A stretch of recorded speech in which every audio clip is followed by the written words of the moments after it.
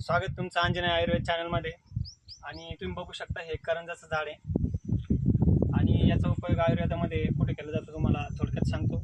तर सर्वप्रथम आयुर्वेदामध्ये तुम्ही दिनचर्या अध्याय जर वाचला असेल तर त्यामध्ये दंतधावनाच्या श्लोकमध्ये याचा उपयोग केला गेल्याचं आपल्याला सांगितलेलं आहे। तसेच यामध्ये कटुतिक्त कषाय रस पण आपल्याला बघण्यास मिळतो आणि याचे जे सीड्स आहे ते विथ कवरिंग म्हणजे त्या सीड्सवर जेव्हा कवरिंग असते त्या अशा प्रकारे तुम्हाला दिसणार आणि ज्यावेळेस ही वरची कवर आपण रिमूव्ह करणार तर आतून तुम्हाला ते सीड्स असे दिसणार। तर हे जे सीड्स आहे याचा आयुर्वेदामध्ये आपल्या त्वचा रोग आणि त्वचा रोगसाठी जे काही लेप वगैरे बनवले जाते त्यामध्ये उपयोग केला जातो आणि हा त्वचा रोगसाठी अत्यंत उपयुक्त आहे। तर धन्यवाद। अशाच नवीन नवीन माहितीसाठी आपल्या चॅनलला लाईक करा, शेअर करा, सबस्क्राईब करा। Thank you so much.